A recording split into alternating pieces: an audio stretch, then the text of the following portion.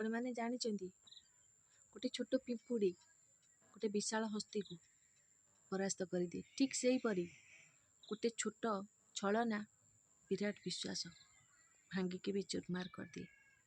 ସତ କଥା ନା?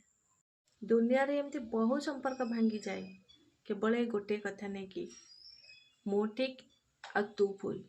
ଏ ଯେଉଁ ଅହଙ୍କାରଟା ନା ବହୁତ କିଛି ସାରିଦେବ ଜୀବନରେ।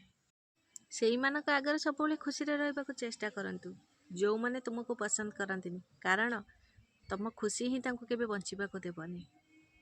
ଯାହା ହରେଇ ଦେଇଛ ବା ଯାହା ହଜିଯାଇଛି ତାକୁ ନେଇ କେବେ ମନ ଦୁଃଖ କରନା, କାହିଁକି ନା ଯାହା ଆସିବାକୁ ଥିବ ନା ତାକୁ ବି ହରେଇ ଦେବ।